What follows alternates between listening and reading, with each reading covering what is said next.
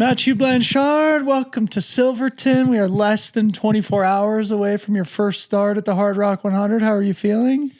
I'm feeling good as a day before the race. The pressure is ongoing, but the excitation as well.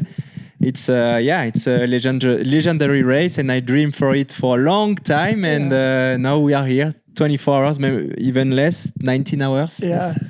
So anyway, I want to obviously talk a lot about Hardrock, but before we get to it, I was just saying to you that I've wanted to do a long form chat with you for a while. And one of the things I'm interested to have you talk about, especially as we look ahead towards Hardrock, is looking back to the 100 milers you did last year, because of course you DNF'd at UTMB and then bounced back to win at Diagonal des Fous. So I'm sure the audience would be interested to hear about like processing that disappointment of UTMB and how you bounced back to accomplish that big victory.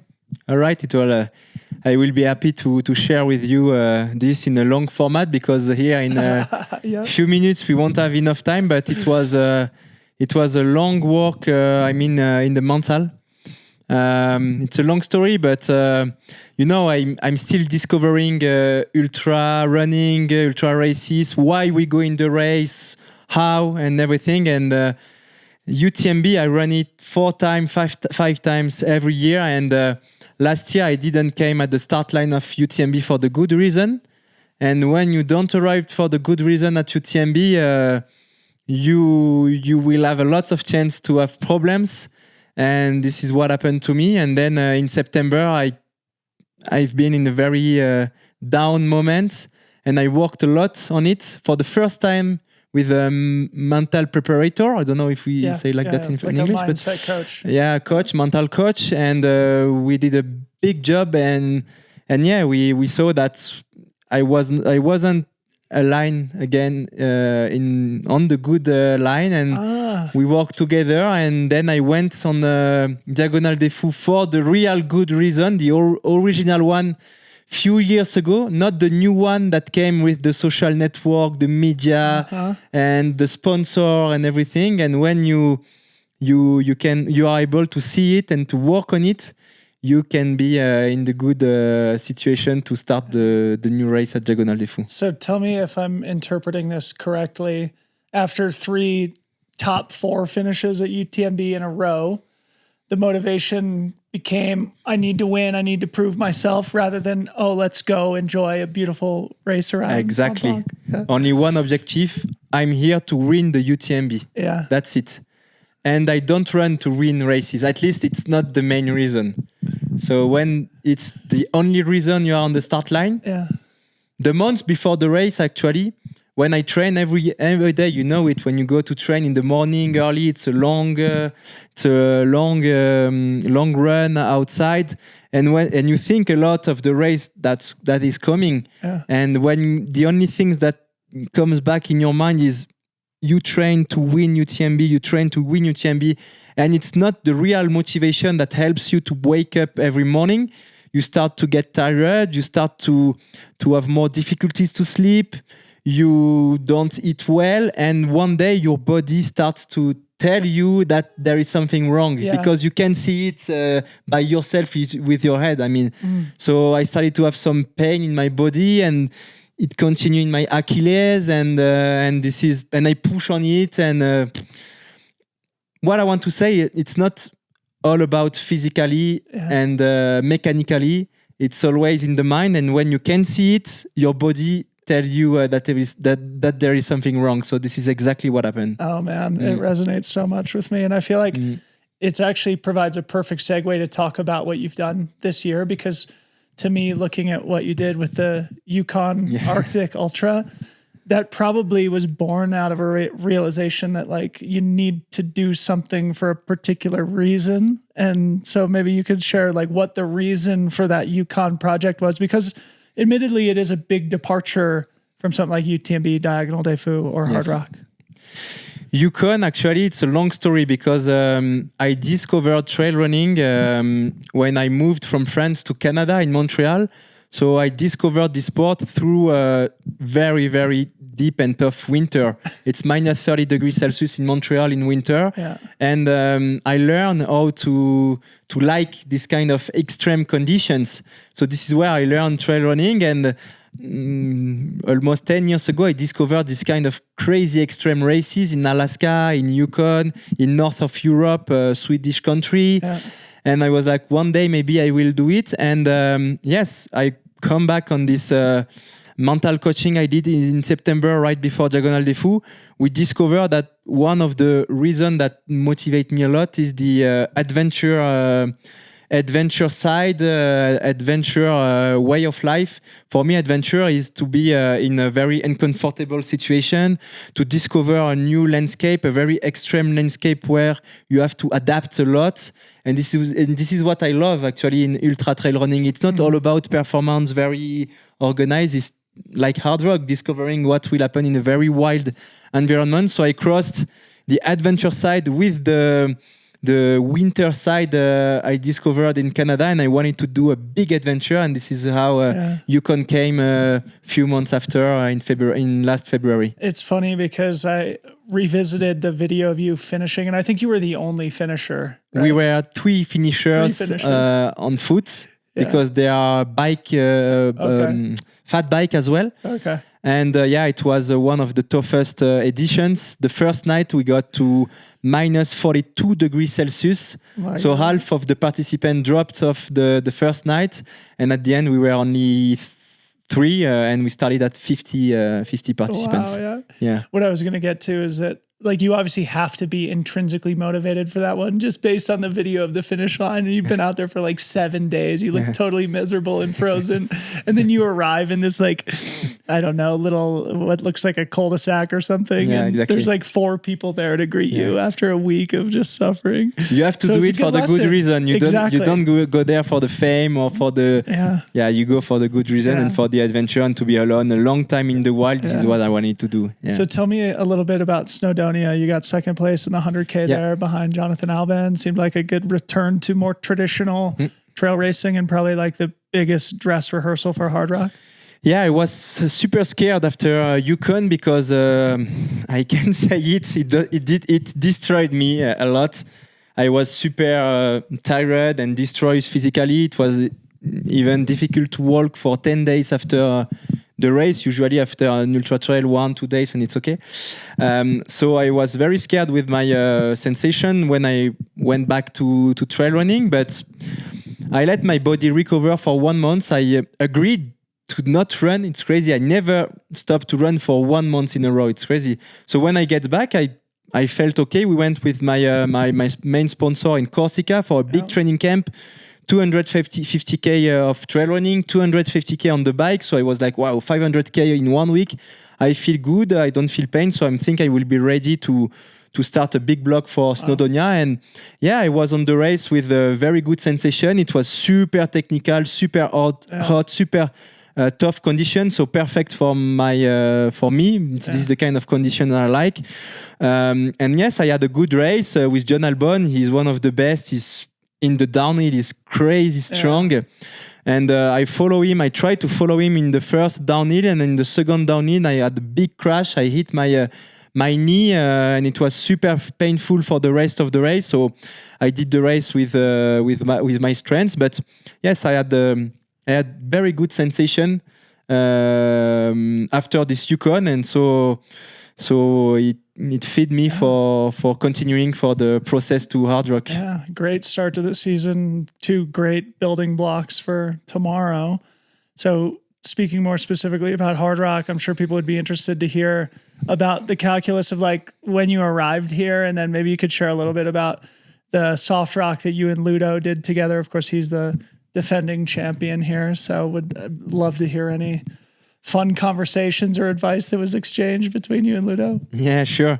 So I arrived approximately 1 month before the race. I started to spend almost 1 week in Leadville because it's a high altitude city, and I run around on the famous Elbert summit around the the lake, and it was super tough at the beginning because even if I live in the Alps, it's only 1,500 meters, and when you arrive at 3,000 up to 4,000, it's really different.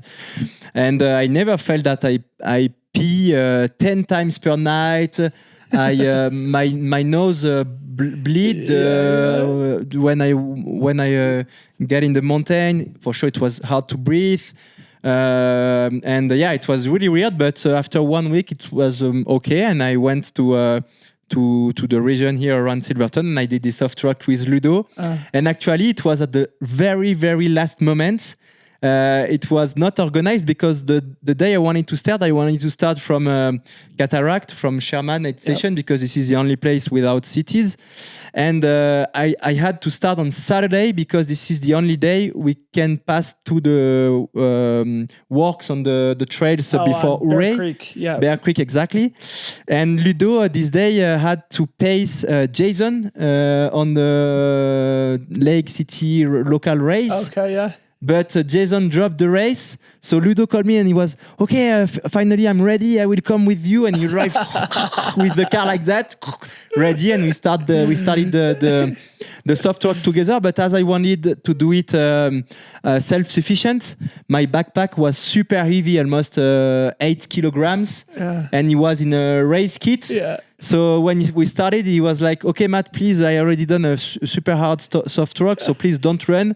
And I was like, Ludo, with my bag, for sure I won't run, and it's you who will be the fastest. And and then we spent the last 4 days together, and it was a great opportunity to spend time with him because he loved the race, and I think he is the one who has the record of soft rocks. Yeah, he did 2 soft rocks last year, 2 again this year, and every day he goes on the trail. So it was the perfect buddy to discover the race and all the anecdotes of the race, the places, and I had a good time with him, yes. Yeah, I'm just thinking about this now. So he's done 4 soft rocks plus a hard rock, and he'll do another hard rock tomorrow. So Ludo is on pace for, what is that, 6 laps as of probably Saturday morning. So cool. All right, so tell me a little bit about going to pace Marianne Hogan in Western States. I'm sure the audience would be interested to hear about that. Obviously, she put together another amazing podium performance, and you got to be part of it. Yes. After the soft rock, so I went to California for Western. I was happy to be there for me at the beginning because the last time I've been there, it was for racing it. And when we race it, you can feel the race, but with the stress and everything, you don't feel everything. So going there for another position was a great opportunity, and this opportunity was to pace one of my best Marianne because I call her my trail running twin because we started trail running together the same day at Moab Salomon Ultra Running Academy back to March 2017, and this is where everything started for us. And at the end of the camp, they took 2 athletes, 1 guy and 1 girl, and it was me and her to start a sponsoring adventure with them. So we have the same story from the beginning, and helping her on this race was something very important for me in my heart. And I know Marianne that she can train, has problems sometimes, but she's super strong in the head. Yeah. So I knew that helping her on the race could make a difference. So she didn't have the best sensation during the race, even when she arrived at the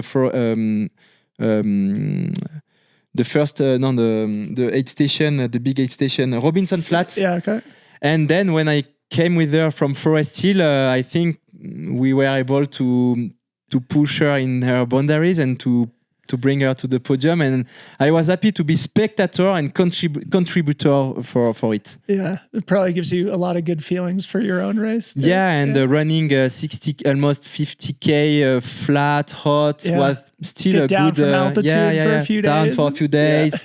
And touch the heat as well is I think it's good for hard rock because in Animas Forks at 2 p.m. or Ouray at the end of afternoon can be super hot. So let the body feel the heat before the race can be a good strategy as well. Yeah, it's so funny to recollect the fact that you guys sort of met together and began this journey together. Now, of course, you've both been on the podium of UTMB twice. You've won Diagonal des Fous. She's also been on the podium of Western States twice. Like, what a great partnership, and friendship that's emerged into incredibly successful careers. Okay, so I've heard rumors that so it's basically France versus Zach this week. Exactly. And of course, we have Katie too. We're taking Katie on Team America this week. But I've heard that there's been some like good-natured trash talk between Team France and how you guys are going to gang up on our great American hero. Say a few words about that. Yeah. It was the running joke together because we know that on Hardrock we are not in the biggest field of elite or professional athletes. You call it as you want. So this year it's a special situation. We have three French and one American. So for sure it's patriotic. Yeah. So we prepare some surprises for Zach during the race. But as it's super strategic, we can share everything today. Okay. We'll have to wait for the live stream tomorrow. All right, so we can wind down now. But I wanted to ask you about something I read in the Mile and Stone newsletter yesterday, which was that they said something about how you were hoping to represent, the French national team at the World Championships this year. Of course, tomorrow is the focus, but I'd love to hear you talk about that too, because it kind of brings things full circle, I feel like, to where we began the conversation of doing things for specific reasons. Because to me, that probably indicates that you're going to take the year off from UTMB and hopefully focus on the World Championships in September. Anything you want to share with the audience about that? Yeah, it's a very difficult situation for me this year. Because usually the selection for the French team for the world is the same weekend as Hardrock, right? The same day. Actually, no, Hardrock is on Friday, and the race will be on Saturday in France. Yep. And this is the rules in France. I don't know how it is in the other countries, but they took at least 4 or 5 guys on the French race and 1 guy on another race. Yep. And plenty of French guys wants to run the world. There is also Vincent Bouillard who run Western, and so it's difficult to focus on Hardrock and to think of this project as well, because now my main goal is to focus on Hardrock, because this is my dream race and this is what I want to think about. And it's really difficult for me because you can have a different strategy on the race depending of what is your project. Yeah. Do you want to push just for Hardrock? I mean, crazy to win this race, or maybe to break the course record, but you take a big risk. Yeah. If you break, you won't be selected to the French team. If you drop, you won't be selected to the French team. So, or do you go a little bit more slow to secure your spot? So it's very, very difficult. But today, at less than 24 hours before the race, I just want to focus on Hardrock and to don't think about the next chapter. And now my main focus is Hardrock. And I don't want to say I don't care of the rest, but I don't want to think about it. Awesome. Yeah. So effectively what I'm hearing is that the French national selection race is also this weekend. Yeah. And based on your performance, it'll determine whether or not you would be considered for also sort of like what we would call sort of like a resume selection for exactly the resume selection, and we are a lot on the resume selection. Maybe there is Germain as well, Ludo, Vincent. We are plenty of French who wants to. So you guys are all competing for Hardrock, and then potentially also for that one 2 competitions in one. Yeah, Team France. But I think they are in the same spirit as me. They don't just want to focus on Hardrock, and if we have the chance to have another nice chapter after. It's good, but it's not the main focus right now. All right, awesome. Well, maybe last question for you. I saw on your Instagram that it looks like Vincent Viette is going to be pacing you. And I think one thing that's interesting, especially for the international runners who come over, obviously Silverton is really remote and the course is hard to get around. So I'd love to hear you talk about sort of the team that you built to support you on the adventure tomorrow, how it all came together. Yeah, so the team is big, and as you said, it's a very special race because it's super remote, no network, super wild. And when I did the soft rock, I discovered that plenty of time there are not trails. Actually, you have to go through the field and the rocks, and at Swamp Pass, you can choose on the left, in the middle, on the right, and even at night it can be super tricky. So I think that the pacer has a real responsibility in this race. Yes. Not only to give you the pace or to provide you some jogs, but also to navigate with you even during the night. So this is why I choose a friend, because it's good to spend time with this kind of friend, and I choose a guy who can run fast, because we never know. Sometimes after more than 100k, we are still able to run fast. So this is why I choose him, and I choose as well. Maybe 3 days ago, another guy, William, who is a friend of me, and he is the fondator of a NAC nutrition sport company. And he's a good runner. And when we did the parts of the race with Vincent, he discovered that it's super tough with the altitude and everything. And he was like, Matt, I'm not sure it's a good idea to start from Animas or Ouray, because at the end I will maybe be too dead to help you. So I think it's more smart for me to start in Telluride. So if you find someone else to help you before, so this is why I choose William for another part of pacing. Oh, great! And then in the team, as usual, there is my my girlfriend, Alix, who I trust her, and she's super strong to find the good word and the good energy in the head station. And I'm always very happy to get in the head station to spend this 1 minute with her, because she gave me a lot of energy. So this is my main crew. Matt, it's great to have you here at Hardrock. Good luck tomorrow. Thank you. Thank you.